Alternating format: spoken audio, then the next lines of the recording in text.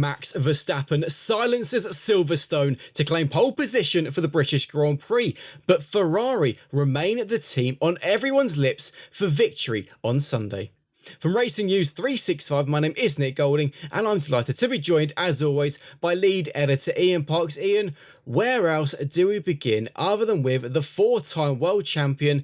Simply lovely, he put it was yet again another Max Verstappen qualifying masterclass. Red Bull and him had so many issues on Friday, something we have said so many times. Overnight changes once again, and long behold, guess who's on pole position? Magical Max. Do I need to say any more than that? It was just one of those days for Max Verstappen once again. As you just mentioned, Nick, problems on Friday, changes overnight on the car, and Max, obviously, given his quality, given his caliber, was able to turn those changes into, once again, another stupendous qualifying performance.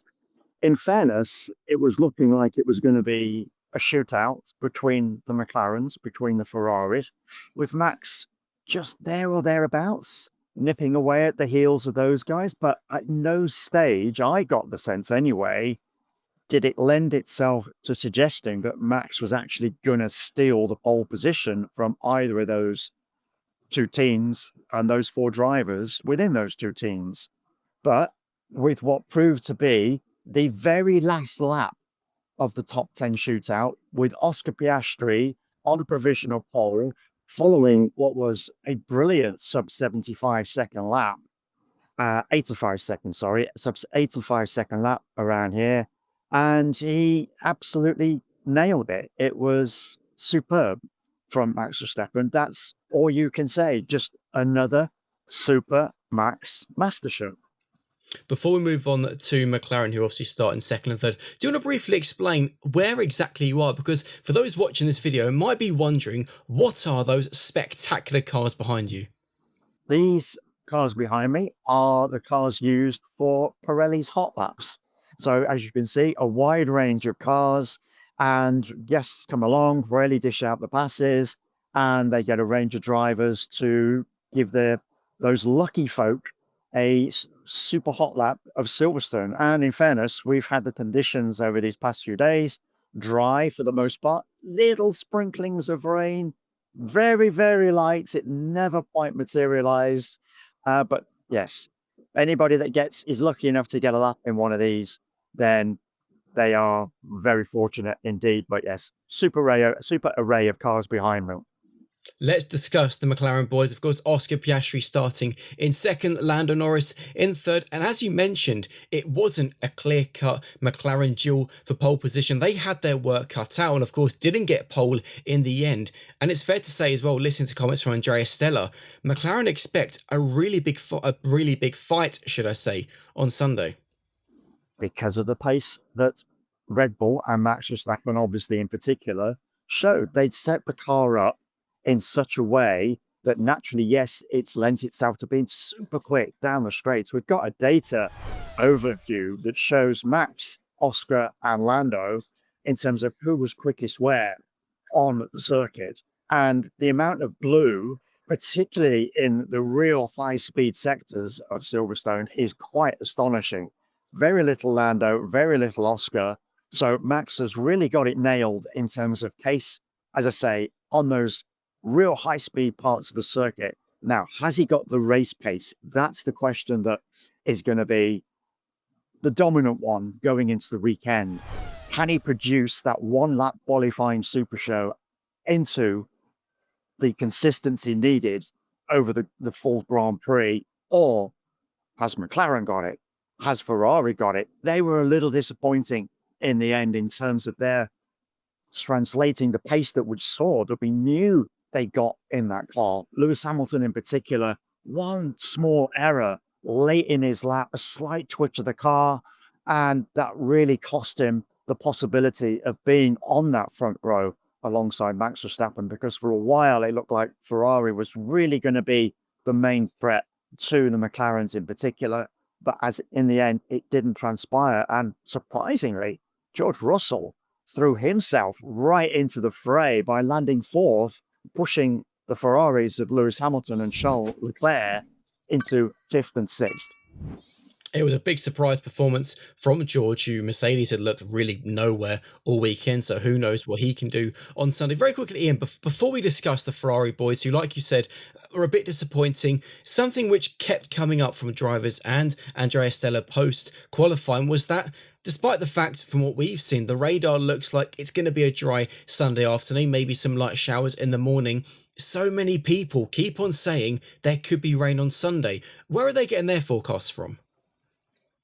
That right here, mate. Look, we started this conversation on our update program on Thursday after the media day.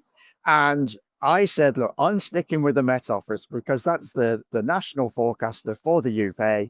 You went with Meteo France, which in fairness has been off pretty much for the most part. It actually had a good chance of rain it forecast for qualifying, which never materialized. Yes, we, as I say, we had little tiny drizzlies bits, but nothing that was ever going to disrupt the drivers and the teams from switching away from slicks onto intermediates. For the most part, Nick, everything I've seen, it's going to be a very similar day on Sunday, so expect the same. Right, the Ferrari boys, who ultimately in the end, a bit disappointing. Both Lewis and Charles Leclerc look right in the fight for pole position. Remarkably, as Andrea Stella pointed out, the gap between Max in first and Oscar in second was actually bigger than the gap from second of Oscar to fifth with Lewis. Lewis was only exactly 1/10 of a second off Oscar's time. Really fine margins, all lost by Lewis due to understeer in the final corners. Ferrari clearly have the pace this weekend, arguably the best pace they've shown all season, it could be said. And what's fascinating is, if we discuss Lewis first, because there's a different conversation to be had with Charles, Lewis certainly looks like he's got a car underneath him where he could be a contender for victory. He's certainly feeling much happier. He's talked about the relationship with his engineer, Riccardo Adami, that's he feels now is really starting to blossom and flourish. He's listening to Lewis's input. They're delivering more of the setup on the car that Lewis naturally prefers. We discussed the new floor on the car that made its way onto that SF25 at the last Grand Prix in Austria. That seems to be playing the part. And as I say, it looked through practice and in Q2 in particular, when the McLarens of Lewis and Charles finished 1 and 2 after a run on a set of new soft tyres, that this could be it. This could be Ferrari's big day. This could be the opportunity for Lewis Hamilton once again to lift the roof off Silverstone, metaphorical roof, of course, and absolutely get all his fans in the grandstands cheering to the Raptors. It didn't quite come off in Q3. As mentioned, Lewis made that little slight error, but that was enough to push him down the grid, even though, as you say, he was so close to that front row grid slot.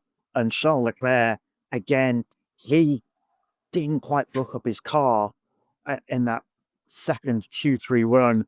And you want to see his radio message, folks. Yeah. Absolutely turning the air blue, just in general, but also in particular on himself. I cannot repeat it here. It's too strong for broadcast, I'm afraid to say. But nevertheless, we do have an article on our website if you want to go and see that. As I say, it's too strong, way too strong for me to repeat specifically what he said, but he really beats himself up. It was very X-rated, it's got to be said. And as I said, for Charles, his qualifying frustrations continue. To quickly run through the top 10 from qualifying, Max Verstappen claimed pole with a 1 minute 24.892, just over a tenth of a second ahead of Oscar Piastri in second. Norris secured third on the grid, George Russell fourth, Hamilton fifth, Leclerc sixth. Fernando Alonso has inherited seventh, I'll explain why in a moment. Pierre Gasly eighth, Carlos Sainz ninth, and Kimi Antonelli in 10th. Kimi had qualified in seventh, but of course, due to his 3-place grid penalty for hitting Max on the first lap in Austria, he's been demoted from 7th to 10th. Another driver to receive A monster penalty has got to be said is Ollie Bearman, who had a brilliant qualifying, claiming 8th in qualifying, will start from 18th due to a 10-place grid penalty and 4 penalty points, moving him to 8 out of 12 on his super license for one of the most bizarre red flag infringements I've personally ever seen in third practice. I mean, we talked about Charles Leclerc beating himself up.